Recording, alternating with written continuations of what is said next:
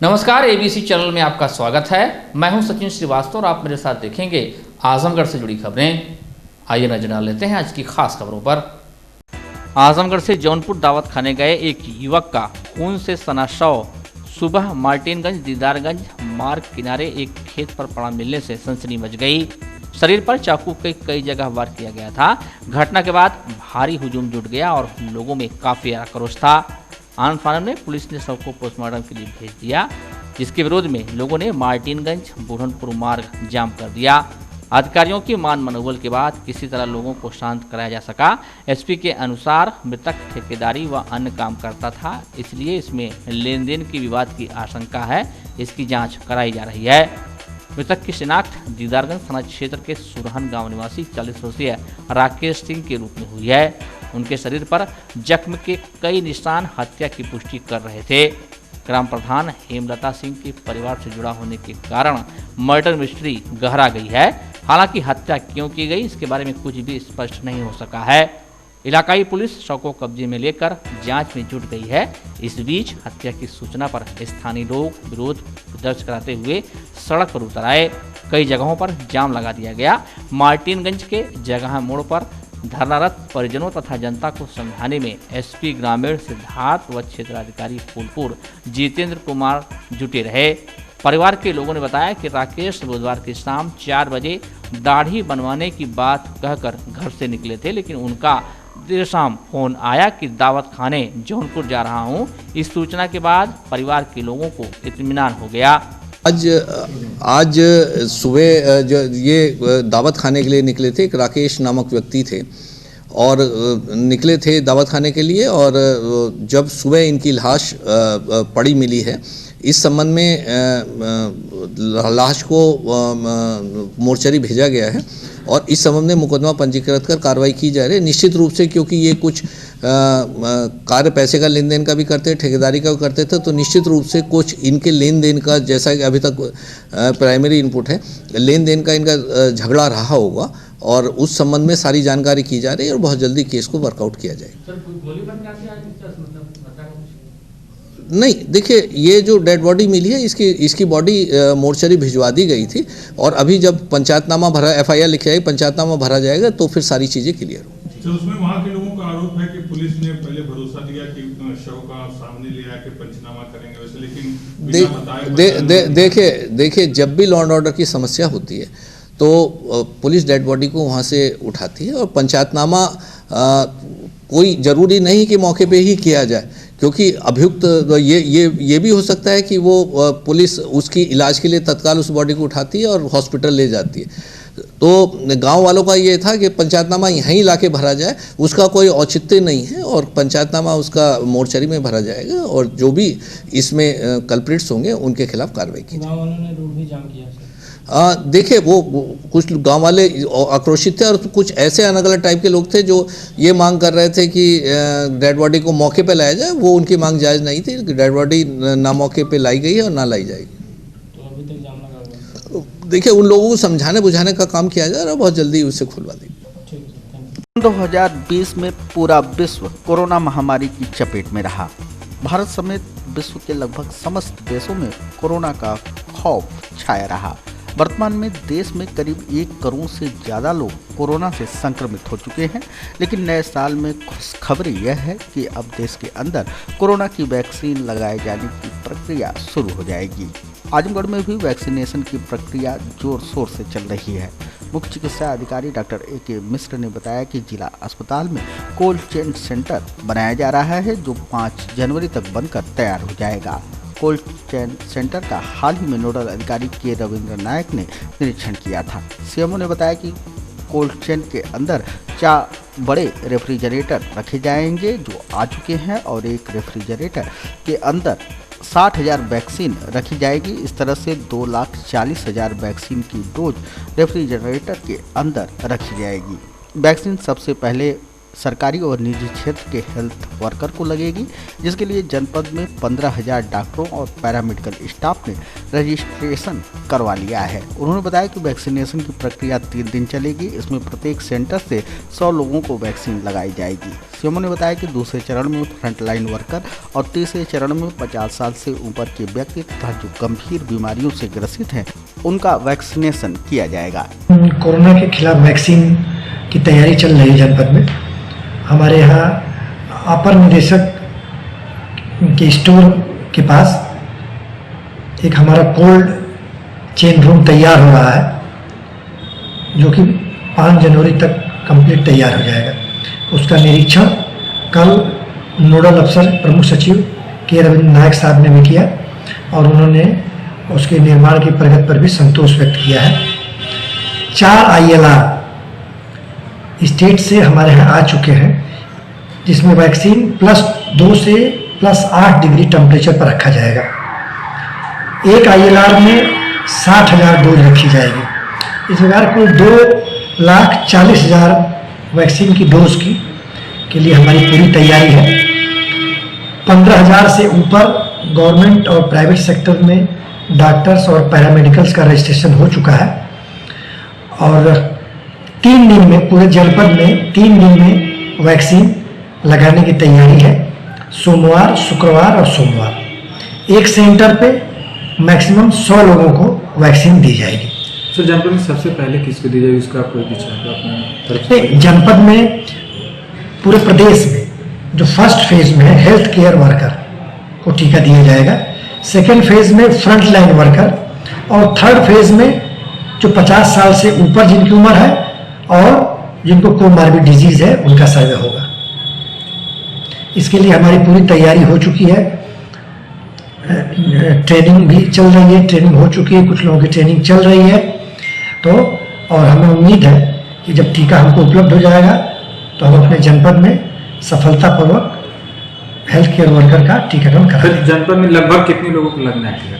मैं बताया ना कि अभी लगभग 15,000 से ऊपर लोगों का कोविन पोर्टल पर रजिस्ट्रेशन हो चुका है। कुछ प्राइवेट सेक्टर्स से कुछ लोग और बढ़ सकते हैं। तुम्हारी राह में मिट्टी के घर नहीं आते, इसीलिए तो तुम्हें हम नजर नहीं आते।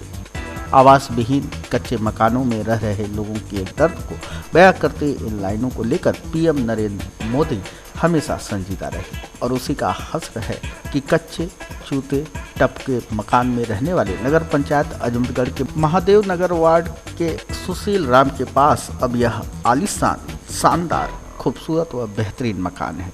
प्रधानमंत्री आवास योजना शहरी के अंतर्गत इनका यह मकान बनकर तैयार हुआ है। सुशील व उनकी पत्नी मंजू आज पीएम को तहे दिल से दुआएं दे रही हैं। उनका कहना था कि पक्का मकान उनके लिए एक सपना था। इस सपने को प्रधानमंत्री ने पूरा किया। गरीब था, मेरे पास कच्चा मकान था। शहरी आवास योजना के तहत हमें आवास मिला और हमने आवास बनवाया। मैं पहले सोच भी नहीं सकता था कभी हम पक्के मकान में रहेंगे, लेकिन प्रधानमंत्री आवास योजना के तहत हमें आवास मिला और हमने आवास बनवाया। पहले कच्चा मकान था, अब बारिश में भीगने की भी चूने लगता था और कोई बच्चे भीगने लगते थे। बारिश आनी तूफान की आने लगती है, उसमें दिक्कत परेशानी होती थी। अब हमारा मकान बन चुका है, अब कोई बात की दिक्कत परेशानी नहीं है। हमारे परिवार हम भी खुशी से हैं। प्रधानमंत्री को धन्यवाद। आपको बता दें कि सुशील कुमार का यह आवास उत्तर प्रदेश के 3 बेहतरीन आवासों में चुना गया है। पहला स्थान हापुड़ और दूसरा स्थान आजमगढ़ के सुशील कुमार का ही है और तीसरा स्थान लखनऊ को मिला है। प्रधानमंत्री शहरी आवास योजना के अंतर्गत बनाए गए बेहतरीन आवास के लिए 1 जनवरी को पीएम नरेंद्र मोदी स्वयं सुशील कुमार से सीधा संवाद करेंगे। शहरी आवास योजना का जो केंद्र सरकार की योजना है और वो शूडा और डूडा के माध्यम से संचालित है, उसमें आपका ये है सुशील कुमार जी का भी चयन हुआ और जनपद में और बने तो उसमें भेजा गया। तो इनका मकान बढ़िया बनाया इन्होंने, मेहनत करके इन्होंने थोड़ा बहुत अपना पैसा भी लगाया और इसलिए पूरे प्रदेश में 3 लोगों का चयन हुआ। उसमें सुशील जी का भी पूरे प्रदेश में 3 लोगों में ये भी हैं। इनसे 1 तारीख को प्रधानमंत्री जी सीधा संवाद करेंगे इनसे। अखाड़े की मिट्टी में भविष्य के मेडल तैयार करने के लिए पुलिस विभाग ने यह अखाड़ा तैयार कर लिया है, जहां अब पुलिस के जवान दावपेच आजमाते हुए महारत हासिल करेंगे। पुलिस लाइन परिसर में बनाए गए इस कुश्ती अखाड़े का गुरुवार को पुलिस उप महानिरीक्षक आजमगढ़ परिक्षेत्र सुभाष चंद्र दुबे ने उद्घाटन किया। कुश्ती कोच ने रिटायर होने पर यह सौगात पुलिसकर्मियों को भेंट की है, ताकि पहलवानों की तैयारियों को मजबूती प्रदान किया जा सके। उद्घाटन अवसर पर डीआईजी महोदय ने कहा कि कुश्ती अखाड़े के जरिए पुलिस के जवानों को अपनी फिटनेस कायम रखने में सफलता मिलेगी। साथ ही इस अखाड़े से निकले पहलवान उत्तर प्रदेश पुलिस का नाम रोशन करने का भी काम करेंगे। पुलिस लाइन आजमगढ़ के प्रांगण में आज कुश्ती के अखाड़े का उद्घाटन हुआ है। यहाँ पर जो कोच थे वो आज रिटायर हो रहे हैं, पुलिस विभाग के कर्मचारी थे, तो उन्होंने अपने रिटायरमेंट के पहले इस अखाड़े को बनवाया और उसको आज मेरे द्वारा उद्घाटित किया गया है। निश्चित रूप से स्वस्थ शरीर में ही स्वस्थ मस्तिष्क होता है। जब हम स्वस्थ रहते हैं तन मन से, तो ज़्यादा राष्ट्र की, समाज की और अपने कर्तव्यों के दायित्वों के निर्वहन में अधिक जागरूक होकर सेवा करने की स्थिति में होते हैं। ये एक श्लाघ्य प्रयास है। इसके द्वारा पुलिसकर्मियों को फिटनेस कायम रखने में काफ़ी सफलता मिलेगी। पुलिस ने शुक्रवार के दिन 2 शातिर बदमाशों को एक मुठभेड़ में बिलेरियागंज से गिरफ्तार कर लिया। यह बदमाश लूट की घटना को अंजाम देने वाले थे। दोनों शातिर बदमाशों ने बताया कि वे जन सेवा केंद्र में लूट की योजना बना रहे थे और अन्य घटनाओं को अंजाम देने वाले थे। इनके तार जौनपुर और मऊ जनपद से जुड़े हैं। इनके पास से चोरी की एक मोटरसाइकिल के साथ ही 2 अवैध असलहा व कारतूस बरामद हुआ। पुलिस अधीक्षक ने प्रेस वार्ता कर बताया कि नामिया आरोपियों की गिरफ्तारी हेतु बिलेरियागंज थाना क्षेत्र के नसीरपुर बाजार में पुलिस मौजूद थी। तभी मुखबिर की सूचना पर कुछ लोग 3 मोटरसाइकिल से जगमलपुर मोड़ के आगे सुनसान स्थान पर इकट्ठा थे। ये लोग रात्रि में पिकअप के जरिए गोवंशी पशुओं को चोरी छिपे लाद कर वध हेतु बिहार ले जाते हैं। मौके पर पुलिस पहुंची तो थोड़ी देर बाद जगमलपुर की तरफ से 3 मोटरसाइकिल पर 2 व्यक्ति बैठकर आते हुए दिखाई दिए।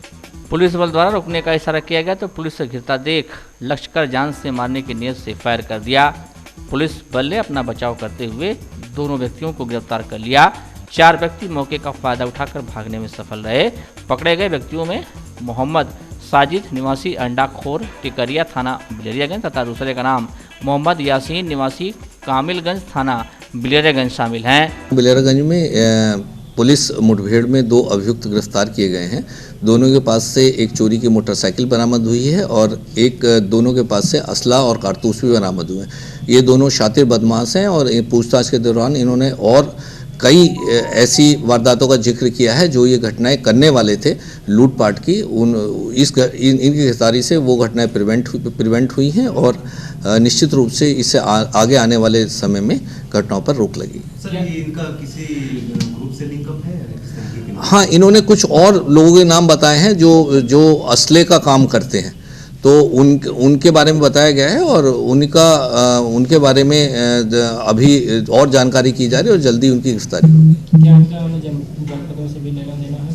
हाँ, ये निकट के जो जनपद हैं, जैसे हमारा जौनपुर जनपद है, उधर मऊ जनपद है, उसके लोगों से इनका टाई अप रहता है जो उधर के बदमाश है। और ये इधर से उधर जाते हैं, उधर के बदमाश इधर आते हैं इनके साथ क्राइम करने के। देखिए, इन्होंने घटना तो अभी 2 बताई हैं, लेकिन इसके अलावा जो घटना और करने वाले थे, जो आपके जन सेवा केंद्र है उसमें कुछ लूटपाट की घटना करने वाले थे, उन घटनाओं के बारे में बताया है और आगे क्या सावधानी उस विषय में रखनी है ताकि और लोग इस तरह घटनाएं ना कर सकें। वो मेरे द्वारा एक मीटिंग भी की गई है और जन सेवा केंद्र वालों को बताया गया है कि इस तरह की घटनाएं रोकने के लिए क्या हम कर सकते हैं और क्या सावधानी हम बरत सकते हैं, इसके बारे में मैंने उन्हें बताया भी है। आजमगढ़ के सगड़ी तहसील अंतर्गत विकासखंड बिलेरियागंज के बलिया कल्याणपुर गांव के ग्रामीणों ने गुरुवार के दिन एसडीएम सगड़ी को प्रार्थना पत्र देकर आरोप लगाया कि बीएलओ ने पक्षपात व अनियमितता बरतते हुए मतदाता सूची तैयार की है। ग्रामीणों का आरोप है कि ग्राम प्रधान के धन बल के प्रभाव में आकर बीएलओ ने पहले से मतदाता सूची में अंकित नाम हटाकर ऐसे व्यक्तियों का नाम मतदाता सूची में अंकित कर दिया है जो दूसरी ग्राम सभा के मतदाता हैं। मतदाता सूची में उम्र का भी ख्याल नहीं रखा गया। छोटे छोटे बच्चों को मतदाता बना दिया गया है। ज्ञापन के माध्यम से ग्रामीणों ने मांग किया कि गलत लोगों का नाम मतदाता सूची से निकालकर सही लोगों का नाम अंकित किया जाए और बीएलओ के खिलाफ जांच कराकर सख्त कार्रवाई की जाए। पूर्व ग्राम सभा प्रधान थे हम। इस समय प्रधानपति भीम यादव जी और गांव के बाहुबली नदीम खान जी ये और बीएलओ से तीनों लोगों की मिली भगत से, जिसमें लाखों रुपये का लेन देन करके करीब 125 नामों का नाम जो है वोटर लिस्ट में जो पुराने थे वो काटे गए और बीएलओ द्वारा जो रिसीट दी गई उसमें से एक भी नाम नहीं चढ़े। तो क्या मतलब प्रधानी चुनाव वगैरह है इसको लेके हो रहा है ये सब? चूँकि जब प्रधानी का चुनाव आ रहा है, सरकार उस पर इतना खर्च कर रही है, बीएलओ को लगा रही है, तो वो नाम चढ़ाने के ही लिए लगा रही है। और जब यहाँ जनता जो वोट ही उनका नहीं रहेगा तो वो चुनाव कैसे होगा, कैसे वोट करेंगे? अपने जिसको वो मनपसंद उसके प्रत्याशी होंगे वो कैसे वोट करेगा? एक तरफा वोट करने के लिए ये हो रहा है। ये वो जो है जनता के बीच में नहीं जाना चाहते। जितने भी वोटर लिस्ट में नाम था और पूरा गांव संतुष्ट था उस चीज़ से। अभी सरकार की मंशा थी कि जो है कि नाम बढ़ाया जाए, जो मृतक हैं उसका नाम काटा जाए, ठीक। और बीएलओ ने पूरा नाम जो छोटे छोटे बच्चे हैं, जो 8 साल के 10 साल के बच्चे हैं, उनका नाम डाल दिया और जिनकी उम्र 40 साल है, 50 साल है, 30 साल 35 साल है, वो सारे लोग का नाम काट दिया। लगभग 400 लोग का नाम काटा है पूरे। ऐसा मतलब क्यों? ऐसा इसलिए है कि अब कोई किसी ने किया होगा, या तो बीएलओ पैसा किसी से लेकर के किया होगा या तो कोई दबाव में किया होगा। ये तो कंफर्म नहीं हो रहा है कि कौन करवाया है। इसकी हमें बीएलओ की हमें जांच करवाना है। जांच करवा के तब ये पता चल जाए कि वो बीएलओ किसके दबाव में काटा है।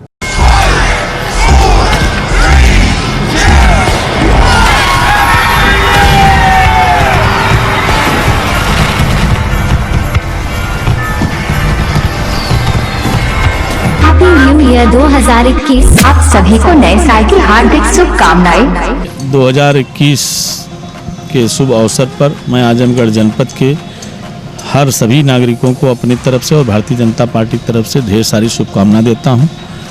और आने वाला दिन ये आजमगढ़ के हर नागरिक के लिए उल्लास का दिन हो, खुशियों का दिन हो, यही मेरी कामना है। नव वर्ष की आप सबको बहुत बहुत शुभकामनाएं, मंगल कामनाएं। बहुत ही ऐतिहासिक निर्णय हमारी सरकार ने लिया था, धारा 370 हटाया, कोरोना महामारी पर बहुत बड़ा काम किया जिससे हम लोग कोरोना महामारी में बचे रहे, तथा राम मंदिर का निर्माण जो बहुत ही ऐतिहासिक निर्णय हुआ है और आदरणीय प्रधानमंत्री नरेंद्र मोदी जी ने उस मंदिर के शिलान्यास की नींव रखी है। नव वर्ष में भगवान राम के आशीर्वाद से हम कोरोना को भी भगाएंगे और हम नए भविष्य के तरफ अग्रसर होंगे। यही शुभकामनाएं देते हुए 2021 को भारतीय जनता पार्टी के समस्त कार्यकर्ताओं को, समस्त नेताओं को तथा पूरे जनपदवासियों को हमारे तरफ से हार्दिक मंगल कामनाएं, शुभकामनाएं। 2020 का साल जो पैंडेमिक का दौर था, जो बहुत ही ख़राब गुजरा है पूरी दुनिया के लिए, और उसी में हमारे हिंदुस्तान में भी तमाम ऐसे कोविड-19 के लोग जो शिकार हुए, उनके प्रति सबसे पहले मैं संवेदना व्यक्त करता हूं, उनके प्रति मैं श्रद्धांजलि देता हूं और उम्मीद करता हूं कि आने वाला जो 2021 का साल है, ये लोगों की ज़िंदगी में खुशहाली और प्रगति का नया पैगाम लेकर के आएगा। और इसी कड़ी में हमारे पत्रकार मित्र, सम्मानित पत्रकार मीडिया के साथी, उनके भी परिवार में कुशल मंगल के लिए मैं कामना करता हूं। समस्त जो हमारे शहर के निवासी हैं, जनपद के निवासी हैं, इनके लिए भी यश, कीर्ति, गौरव और ढेर सारे शुभकामनाओं का संदेश इस वर्ष 2021 के लिए अमन के पैगाम के साथ आपके चैनल के माध्यम से मैं देना चाहता हूं। बहुत बहुत शुभकामनाएं। मैं नव वर्ष के शुभ अवसर पर आप सभी नगरवासियों को अपने तरफ पूरे नगर मंडल की तरफ से नव वर्ष की हार्दिक शुभकामनाएं देता हूं और ये आशा करता हूं कि आने वाला नव वर्ष हम सब लोगों के जीवन में खुशहाली लाए, क्योंकि बीता हुआ जो साल था वो सभी लोगों के लिए बड़ा ही कष्टदायी और दुखदायी था। उसी प्रकार आने वाला साल हम लोगों के लिए, आप सभी के लिए अधिक से अधिक खुशहाली लाए, यही मेरी शुभकामनाएं आप सभी लोगों के लिए। मैं पुनः आप सभी लोगों को नव वर्ष की हार्दिक शुभकामनाएं देता हूं। मैं आप सभी जनपद वासियों को और आप सभी देशवासियों को, आप सभी प्रदेशवासियों को 2021 नव वर्ष की ढेर सारी शुभकामनाएं देता हूं। मैं प्रभु से और ऊपर वाले से यही मनोकामना करूंगा कि हम सबका 2021 नव वर्ष बहुत ही मंगलमय बीते और हम सब जो लक्ष्य लेके चलें 2021 में वो सबके पूरे हों सपने।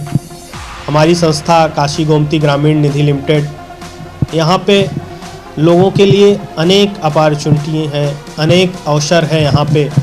यहाँ पे हमारे नवयुवक, युवा वर्ग और एक जो आज के डेट में अपने घरों पे बैठे हैं, हमारे यहाँ रोजगार का बहुत ही बढ़िया अवसर है, जिसे लोग यहाँ पे आके संस्था के साथ जुड़ के एक अपने भविष्य को और बड़ा बना सकते हैं। एबीसी परिवार की तरफ से आप सभी जनपद वासियों को नए साल की ढेर सारी शुभकामनाएं। 2020 में कोरोना जैसी भयंकर बीमारी से हम लोग सभी जनपदवासी या पूरा देश बहुत पीड़ित रहे। मैं भगवान से यही प्रार्थना करती हूँ कि 2021 हम सभी जनपदवासियों को अच्छी तरह से बीते। यह नया वर्ष सभी लोगों के जीवन में ढेर सारी खुशियाँ लेकर आए। मैं पुनः एक बार एबीसी परिवार की तरफ से सभी जनपदवासियों को नए वर्ष की ढेर सारी शुभकामनाएं दे रही हूँ। अपनी पंचायत राज सेवा परिषद की तरफ से, सहायक विकास अधिकारी संघ पंचायत की तरफ से, सफाई कर्मी संघ की तरफ से नव वर्ष की हार्दिक शुभकामना देते हुए मैं ईश्वर से कामना करता हूं कि जो 2020 का काल जो कोरोना के कारण जो है पूरी जनता के लिए, पूरे कर्मचारियों के लिए एक संक्रमण का काल गुजरा है, यह आने वाले दिनों में समाप्त हो और अपने जनपद की, प्रदेश की जनता सुखमय जीवन व्यतीत करे। मैं ईश्वर से ही इस नव वर्ष के शुभ अवसर पर कामना करता हूँ। नव वर्ष के शुभ अवसर पर वुडन टच परिवार ईश्वर से प्रार्थना करता है कि बीते वर्ष कोरोना जैसी बीमारी से हम सभी को स्वस्थ एवं मुक्त करें। वर्ष 2021 का आरंभ हम सभी के जीवन में नई खुशियां एवं उत्साह का संचार करे। नव वर्ष 2021 की सभी जनपदवासियों को हार्दिक शुभकामनाएं। अखिल भारतीय अग्रवाल सम्मेलन आजमगढ़ की तरफ से सभी जनपदवासियों एवं सभी अग्रवाल बंधुओं एवं समस्त समाज सेवी संस्थाओं के पदाधिकारी एवं सदस्यगण को नव वर्ष की हार्दिक शुभकामनाएं देता हूं और आने वाला 2021 उन सभी लोगों के लिए मंगलमय हो। सब लोग खूब तरक्की करें, खुशियां उनके परिवार में मिले। नव वर्ष के शुभ अवसर पर ग्रामवासियों को, जनपदवासियों को मेरी तरफ से नव वर्ष की हार्दिक शुभकामनाएं। ईश्वर से प्रार्थना करूंगी नया साल सभी के जीवन में सारे खुशियां लाए। पुनः जनपदवासियों को, नगरवासियों को मेरी तरफ से नए साल की हार्दिक शुभकामनाएं। Wooden touch Bhawarnath Azamgarh, a complete hardware store. हमारे यहाँ branded plywood, flush door, designer door, PVC door, Formica, fancy hardware, kitchen की चिमनी एवं मॉड्यूलर किचन की एक्सक्लूसिव रेंज उपलब्ध। अपने आशियाने में लगाइए 4 चांद, पहुंचिए वुडन टच भवरनाथ आजमगढ़। हृदय रोगियों को अब इलाज के लिए नहीं जाना होगा महानगर। महानगरों जैसी सभी सुविधाएं अब आपके शहर आजमगढ़ के वेदांता हॉस्पिटल में उपलब्ध। लक्ष्मीरामपुर स्थित वेदांता हॉस्पिटल में एम्स के मशहूर हृदय रोग विशेषज्ञ gold medallist doctor Pankaj Sharma कर रहे हैं मरीजों का सफल इलाज। 2D इको, अस्थायी पेसमेकर व अस्थायी पेसमेकर की सुविधा उपलब्ध। आजमगढ़ के लोगों के को angiography, angioplasty, pacemaker, catheter ablation, ये सारी सुविधाएं यहाँ पे उपलब्ध अब हो पाएंगी। एम्बुलेंस और आपातकालीन सुविधा 24 घंटे उपलब्ध।